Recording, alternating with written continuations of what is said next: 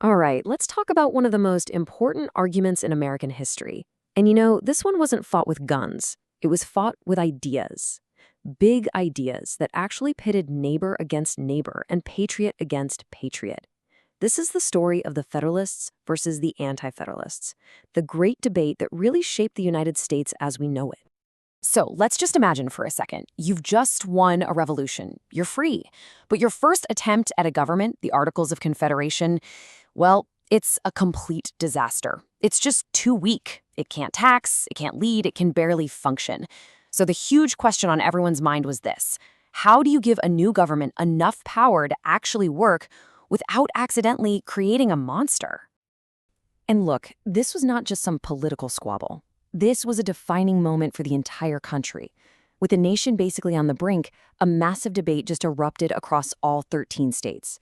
It was a battle for the very soul of this new country, and it pretty quickly split the nation's best thinkers into two very different camps, each with a powerful vision for the future. Okay, so first up, let's talk about the Federalists. These guys looked at the absolute chaos happening under the Articles of Confederation and basically said, never again. They had a really bold, ambitious, and honestly pretty controversial plan to fix the nation's problems for good. So who were these Federalists? Well, to put it simply, they were the biggest cheerleaders for the new Constitution. They believed that for the United States to survive, let alone prosper, it needed a central government that had some real teeth. Their whole vision was for a unified, commercially powerful nation, one that could actually stand on its own on the world stage. Their main goal? Get that Constitution ratified. That's it. So here was their game plan. Number one, the national government had to be supreme. It needed the power to tax so it could pay off war debts and, fund the country. And they were huge fans of something called the Necessary and Proper Clause, which is basically a rule that gave the government the flexibility to make laws about stuff the founders couldn't even imagine yet. To the Federalists, these weren't power grabs. They were just essential tools for survival. But as you can imagine, not everyone was sold on this idea of a super strong central government. On the other side of this whole debate, you had the Anti-Federalists, and they weren't just a little skeptical, they were sounding a major alarm. You see, the Anti-Federalists looked at the Constitution and they didn't see a solution. They saw a huge threat. They were terrified that a powerful national government located so far away from the people would eventually just stomp all over the very liberties they had just fought a war to win. Their ideal was something different, a nation of smaller, more local governments, where power stayed close to home, where it was more accountable to the people. And this really gets to the heart of the whole thing. It all boiled down to one single question: where should the ultimate power lie? The Federalists said it had to be with the national government to keep the Union strong. But the Anti-Federalists, they put their faith in the states to protect the people. It was a total clash of two very different philosophies about government.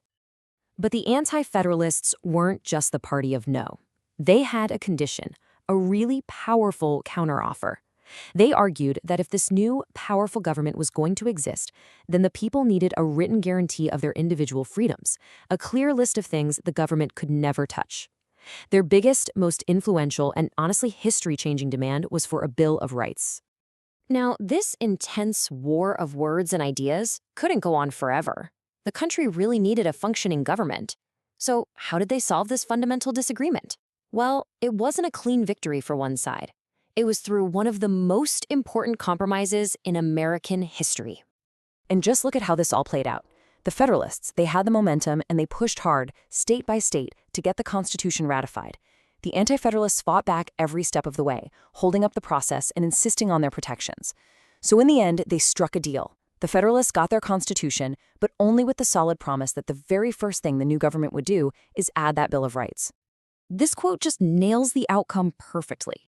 It wasn't a total win for anyone, it was a blend. The Federalists got to build their powerful new government machine, and the Anti-Federalists got to install the emergency brake. One side created the power, and the other side created the limits on that power. But here's the wild part. While the debate over ratifying the Constitution officially ended way back in 1788, the core argument, it never really went away. That tension, that push and pull between a strong central government and the rights of states and individuals, it's literally woven into the fabric of America. And that leaves us with one last thought. Every single time we argue about the government's role in our lives, from healthcare to taxes to personal freedoms, what we're really hearing are the echoes of the Federalists and the Anti-Federalists. They gave us the playbook, but we are still fighting over where to draw the line. So when you look at the world today, is this debate ever truly over?